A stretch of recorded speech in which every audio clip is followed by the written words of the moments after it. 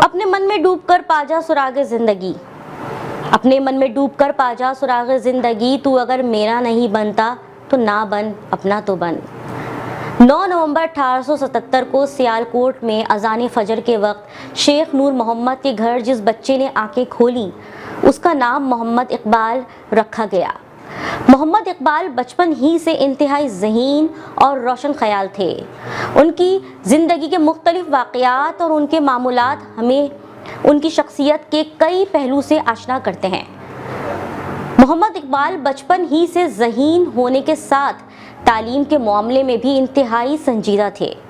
उन्होंने 5वीं जमात का इम्तिहान नुमाया पोजीशन से हासिल करके वजीफ़ा हासिल किया और मिडिल के इम्तिहान में भी पोजीशन हासिल की। उनकी ज़हानत और समझदारी से कोई इनकार नहीं कर सकता।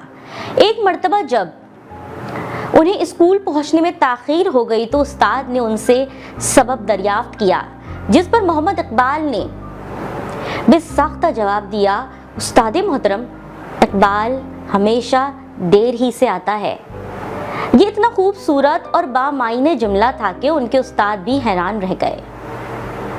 ये जुमला बोलकर इकबाल ने दर हकीकत उस तरफ इशारा किया था कि इंसान को ऊंचा मुकाम और मर्तबा अचानक हासिल नहीं हो जाता, बल्कि उसके लिए सख्त मेहनत और कोशिश करनी पड़ती है।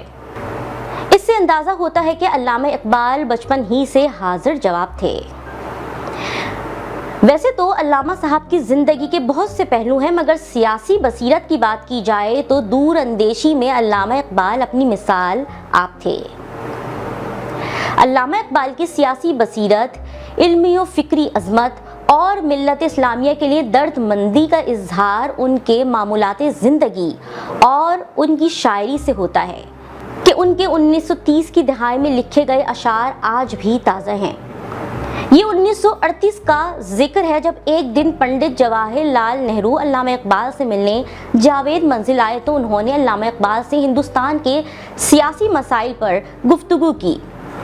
पंडित जवाहरलाल नेहरू का ख्याल था कि पाकिस्तान के मसाइल का हल सोशलिज्म है, लेकिन कांग्रेस के लीडरों में से उनका कोई हम ख्याल ना था। अल्लामा इकबाल ने उनसे पूछा कि सोशलिज्म के बारे में कांग्रेस के कितने लीडर उनके हम ख्याल हैं। पंडित जवाहरलाल नेहरू ने जवाब दिया, तकरीबन 6। इस पर अल्लामा इकबाल ने कहा कि अगर उनके हम ख्याल लीडरान की तादाद इस कदर कलील है तो 10 करोड़ मुसलमानों को कांग्रेस में शामिल होने का मशवरा क्यों कर दे सकते हैं। बाद अज़ां हिंदू मुस्लिम कशीदगी का जिक्र चल पड़ा और अल्लामा इकबाल ने इन पर वाज़े किया कि मगरबी एशिया दरअसल मुस्लिम एशिया है।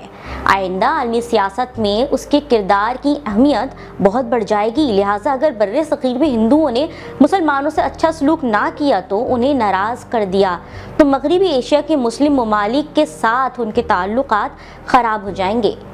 लिहाजा हिंदुओं का फ़ायदा इसी में है कि मुसलमानों के साथ अपने ताल्लुकात खुशगवार रखें। दोनों रहनुमाओं में गुफ्तगू जारी थी कि मियाँ इफ्तिखारुद्दीन ने कहा कि डॉक्टर साहब, आप मुसलमानों के लीडर क्यों नहीं बन जाते? मुसलमान मिस्टर जिन्ना से ज़्यादा आपकी इज्जत करते हैं। अगर आप मुसलमानों की तरफ से कांग्रेस के साथ बातचीत करें तो नतीजा बहुत बेहतर निकलेगा। डॉक्टर साहब लेटे हुए थे, ये सुनते ही गुस्से में आ गए और उठकर बैठ गए और अंग्रेज़ी में कहने लगे कि अच्छा तो ये चाल है, आप मुझे बहला फुसलाकर मिस्टर जिन्ना के मुकाबले में खड़ा करना चाहते हैं। अल्लामा इकबाल ने कहा कि मैं आपको बता देना चाहता हूँ कि मिस्टर जिन्ना ही मुसलमानों के असल लीडर हैं और मैं उनका एक मामूली सा सिपाही हूँ। इसके बाद अल्लामा इकबाल बिल्कुल खामोश हो गए और कमरे में तकद्दुर आमेज़ सकूत तारी हो गया। पंडित नेहरू ने महसूस कर लिया कि उन्होंने अल्लामा इकबाल को नाराज़ कर दिया है और अब बात को जारी रखना बेसूद है।